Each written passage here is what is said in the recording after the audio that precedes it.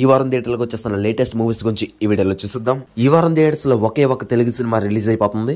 Icon star Allu Arjun and sensational director Sukumar combination లో వస్తున్న India's most awaited pan Indian film Pushpa 2 the rule. Pushpa 1 success తర్వాత Telugu audience తో పాటు north audience కూడా ఎంతగానో వెయిట్ చేస్తున్న ఈ సినిమా ఈ డిసెంబర్ 5th నుంచి థియేటర్స్ లో గ్రాండ్ గా రిలీజ్ అయిపోతుంది. చాలా కాలంగా ఈ సినిమా ఎప్పుడెప్పుడు రిలీజ్ అవుతుందని ఎక్సైట్మెంట్ తో వెయిట్ చేస్తున్న ఫ్యాన్స్ కోసం డిసెంబర్ 4th సెకండ్ షోస్ నుంచి ఎర్లీ ప్రీమియర్స్ కూడా వేసేస్తున్నారు. సుకుమార్ దేవిశ్రీ ప్రసాద్ కాంబినేషన్ అంటేనే సెన్సేషనల్ సాంగ్స్ అని మనం ఎక్స్పెక్ట్ చేస్తాం.